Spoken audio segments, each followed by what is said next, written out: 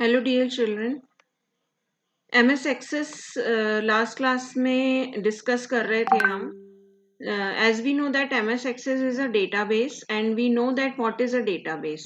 Database basically it is a collection of data organized in a manner that allows easy access, retrieval and use of that data. Now Microsoft Access is a part of MS Office package where we can create databases.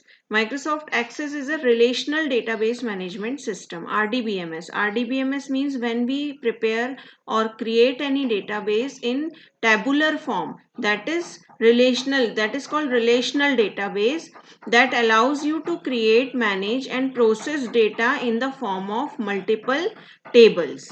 Now, what are the components of MS Access? So, whenever we create any database, we have three things in our database. One is table, that we have to create tables, records, and fields. What is table? Table basically we know that it is organized in rows and columns. And what is a record? Record is a row in a table. And a field is a column in a table that contains a specific piece of information. Then databases and forms are also a part of MS Access. We will discuss later. Filters and queries are also a part of MS Access, and reports. So there are 5 components of MS Access: tables, records, fields, database, datasheet and forms, filter and queries, and reports.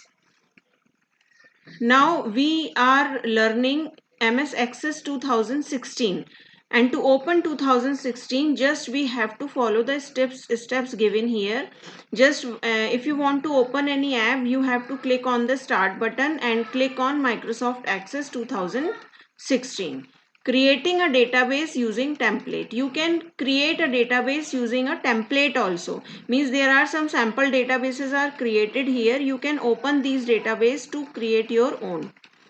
So I will tell you the practical implementation of MS Access so that you can easily understand and how to create database in MS Access.